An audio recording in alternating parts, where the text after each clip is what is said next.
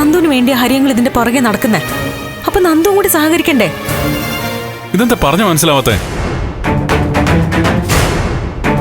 അങ്ങളെ, പറയേണ്ടതൊക്കെ ഞാൻ പറഞ്ഞു കഴിഞ്ഞു. ഇനിയൊന്നും പറയാനില്ല. നീ കുറെ കാര്യങ്ങൾ പറഞ്ഞു, പക്ഷേ പറയാത്ത കുറെ കാര്യങ്ങൾ കൂടി ബാക്കിയുണ്ട്. ഇനി അത് പറയണോ? ഇനി എന്ത് പറയാനാ?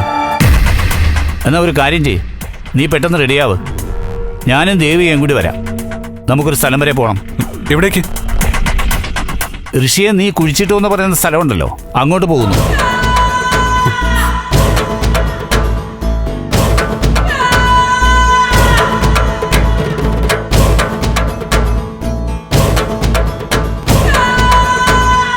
ഇറങ്ങ് നന്ദു, നമുക്ക് പോവാം. അവിടേക്ക് എന്തിനാ പോന്നേ? ജസ്റ്റ് ലൊക്കേഷൻ ഒന്ന് കാണാൻ. കുറ്റം ചെയ്തവരെ തെളിവെടുപ്പിന് കൊണ്ടുപോകും. കുറ്റകൃത്യവുമായിട്ട് ബന്ധപ്പെട്ട സ്ഥലങ്ങളിലൊക്കെ പ്രതിയായിട്ട് പോകും. അങ്ങനെ ഒരു യാത്രയാണെന്ന് വെച്ചോളൂ, ഒരു റിഹേഴ്സൽ. ഇല്ലെങ്കിലേ ഞാനില്ല. എന്തുകൊണ്ട് നന്ദു വരാത്തെ? നന്ദു പ്ലീസ്. വിഷയത്തിന്റെ ഗൗരവം നന്ദുവിന് അറിയില്ലേ? ആ സ്ഥലം അത് എവിടെയാണെന്ന് ഞാൻ മറന്നുപോയി. ദേ നോക്ക്, നിന്നേക്കാൾ വലിയ വേദനമാരെ കണ്ടിട്ടുള്ളവനായി ഞാൻ. എന്നോട് നിന്റെ അഭ്യാസം ഒന്നും ഇറക്കണ്ട. അങ്ങളെ, ഞാൻ ആ സ്ഥലം സത്യമായിട്ട് മറന്നുപോയി. നന്ദു, അച്ഛനും അമ്മയും വളരെ പ്രതീക്ഷയോടെയാ മുറിയിൽ കാത്തിരിക്കുന്നേ.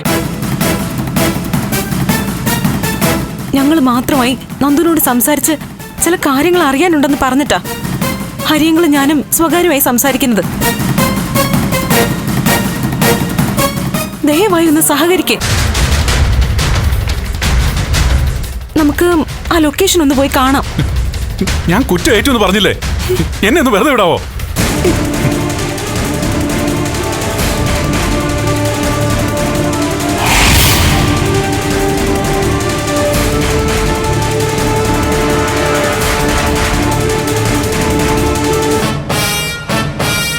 നന്ദ, നിന്നെ അങ്ങനെ വെറുതെ വിടാനൊന്നും ഞാൻ ഉദ്ദേശിക്കുന്നില്ല. ഒച്ചയുണ്ടാക്കലും ബഹളം വെക്കലും ഒക്കെ അതങ്ങ് കയ്യിൽ വെച്ചാൽ മതി. അങ്ങളെ, ഞാൻ നീ പറയുന്നതൊക്കെ തൊണ്ട തൊടാതെ വിഴുങ്ങാൻ മാത്രം മണ്ടനാണ് ഞാനെന്ന് കരുതിയോ നീ? ഒത്ത ശരീര വലിപ്പമുള്ള ഒരു ചെറുപ്പക്കാരനെ ഒറ്റയ്ക്ക് എടുത്തുകൊണ്ട് പോയി കുഴിച്ചു മൂടിയത്രേ.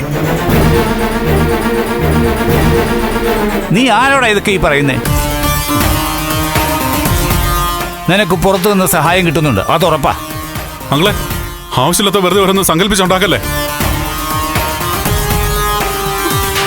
ഞാൻ ഒറ്റയ്ക്ക് തന്നെ ഇതൊക്കെ ചെയ്തത്. അങ്ങളെ, ഒരു അപേക്ഷയുണ്ട്.